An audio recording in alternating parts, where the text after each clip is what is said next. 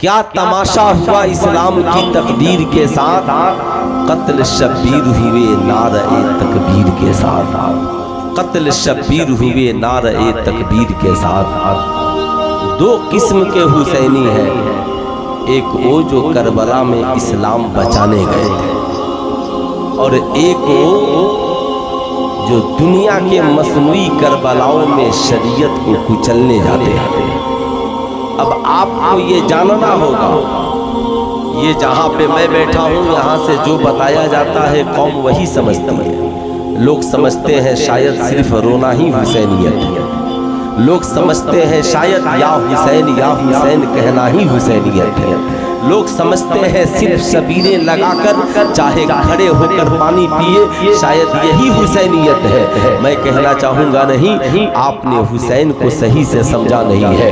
حسین کہاں نہیں ہے، آپ کیا سمجھتے ہیں امام حسین ہمارے جلسوں کے محتاج ہے؟ آپ کیا سمجھتے ہیں امام حسین ہماری تقریر کے محتاج ہے؟ آپ کیا سمجھتے ہیں امام حسین اس بات کے محتاج ہے کہ سلطان رضا ماتھے پر یا حسین لکھ لے تو ہم نے حسین کی محبت کا حق ادا کر دیا؟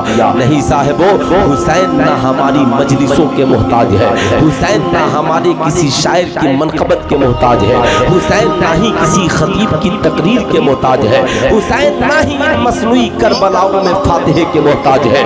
حسین یاد رکھیے گا، اللہ نے اگر کوئی مارکیٹ میں یہ کہے میں بلیک کپڑا پہن رہا ہوں حسین کی محبت میں، میں گرین کپڑا پہن رہا ہوں حسین کی محبت میں، میں کئی کلومیٹر دور پیدل چل رہا ہوں حسین کی محبت میں، میں نے موٹی موٹی رسیاں بدن میں باندھ لی ہے حسین کی محبت میں، میں کہنا چاہوں گا حسین نہ تمہارا رسیوں کا محتاج ہے، حسین نہ ہی تمہاری مصنوعی کربلاؤں کا محتاج ہے، حسین نہ ہی تمہاری تازیوں کا محتاج ہے، حسین نہ ہی تمہاری ماتم کا محتاج ہے، حسین نہ ہی تمہارے سینہ پیٹنے کا محتاج ہے۔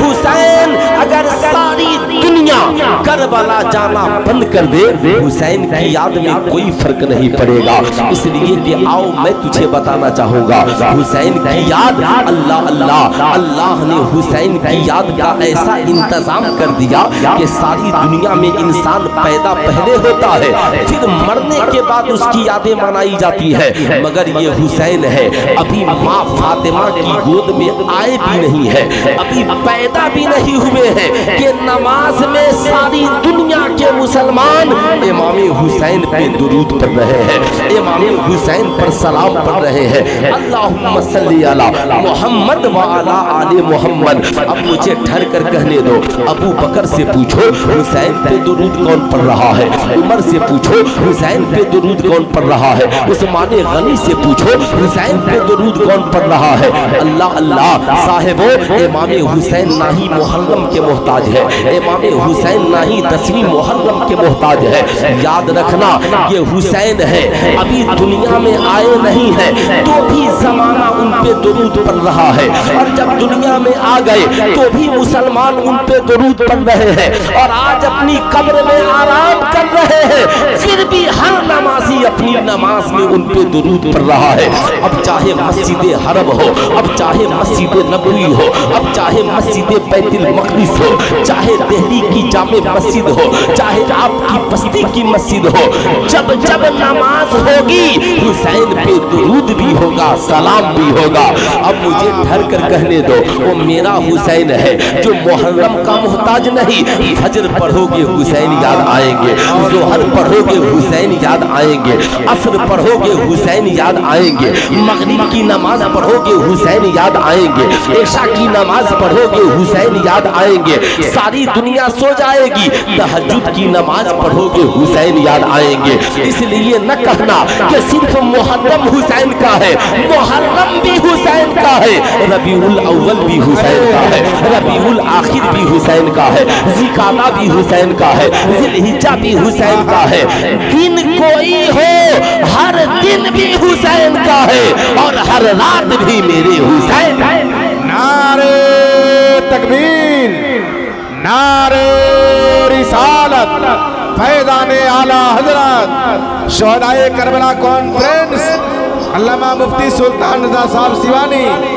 نعرہ تکبیر، नारे रिसालत, सुभान अल्लाह। दुनिया में कोई ऐसी नमाज है ही नहीं कि नमाज हो और उसमें हुसैन नहीं हो। जाकिर नाइक जैसे भारत में करोड़ों मौलवी पैदा हो जाए, लेकिन सुल्तान रजा का चैलेंज है, एक रकत ऐसी नमाज पढ़कर दिखलाओ जो नमाज हो और उसमें हुसैन पे और हुसैन के नाना पे दुरूद ना हो। सुल्तान रजा 5 लाख रुपए उसे इनाम देगा। आपको कहना ही पड़ेगा, इसलिए याद रखिएगा, अल्लाह ने ऐसा इंतजाम किया, ऐसा इंतजाम किया, इसलिए ये बात फजूल है। हम लाठी चलाएंगे तभी हुसैन याद आएंगे, हम तलवारें चमकाएंगे तभी हुसैन याद आएंगे, हम स्टेज पर बड़ी झनकार तकरीर करेंगे तभी हुसैन याद आएंगे। नहीं, हुसैन किसी मौसम के मोहताज नहीं है, हुसैन किसी महीने के मोहताज नहीं है, हुसैन हमारी किसी मजलिस के मोहताज नहीं है। मौसम हुसैन का मोहताज है, जिंदगी हुसैन की मोहताज है, हर इंसान हुसैन के किरदार का मोहताज है, हर माँ हुसैन के माँ के कैरेक्टर की मोहताज है, हर बेटी हुसैन की बेटी के किरदार की मोहताज है, हर बहन को हुसैन के बहन का किरदार चाहिए। याद रखिएगा, हर जिंदगी को इमाम हुसैन का कैरेक्टर चाहिए। याद रखिएगा, अगर आपने जिंदगी में सारी किताबें पढ़ ली, हुसैन को न पढ़ा तो क्या पढ़ा। मैं आपको बताना चाहूंगा, ये मेरी कौम के शहजादों, जानने की जरूरत है। मेरी बस एक मुख्तसर सी गुजारिश है, बड़े मार्केट में हमसे बड़ा हुसैनी कोई नहीं है, हमसे बड़ा हुसैनी कोई नहीं है। इमाम हुसैन ने तो सारी दुनिया मुहर्रम में सुबह को रोजा रखने के बाद यौम आशूरा का जब रोजा हम रखते हैं, सुबह को सहरी करते हैं, शाम को इफ्तार करते हैं, मगर ये मेरा हुसैन है, ये मेरे हुसैन का कुंबा है, ये मेरे हुसैन के 72 साथी हैं जिनके पास सहरी नहीं है मगर रोजा रख लिया है, इफ्तार नहीं है मगर रोजा रख लिया है।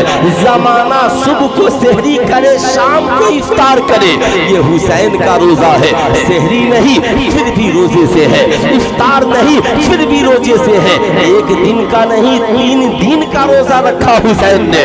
लेकिन मैं आपसे कहना चाहूंगा, यहाँ तो एक रात की मजलिस है, क्या बात है भाई, खाना खाने जा रहे हैं, क्या बात है पानी पीने जा रहे हैं, क्या बात है चाय खाने जा रहे हैं, वाह क्या बात है। हुसैन से मोहब्बत है, हुसैन के किरदार से मोहब्बत नहीं है। मैं ये नहीं कहना चाहता कि आप मेरी तकरीर सुनने के लिए बैठिए, आप सुनिए न सुनिए, कोई तो होगा जो जमाने में सुनेगा।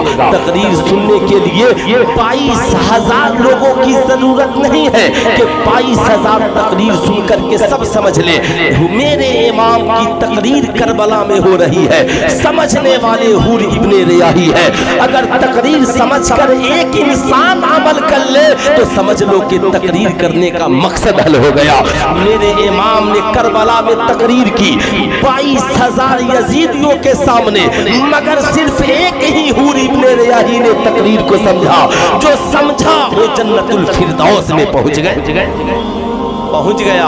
जमाना समझे न समझे, लेकिन मैं आपको बताना चाहूंगा, इमाम हुसैन करबला गए क्यों। अगर आपको यकीन नहीं ना, 10वीं मुहर्रम को आप हिदायत नूरी साहब से कहिए, आप हिदायत ऑफिशियल का चैनल लीजिए और जरा 10वीं मुहर्रम को इन करबला में पहुंच जाइए। कहिए भाई आप कहाँ आए हैं, कहा करबला में आए हैं, कहा इमाम हुसैन भी करबला में गए थे, कहाँ गए थे, कहा ये बताइए। इमाम हुसैन के करबला में जाने का मकसद क्या था।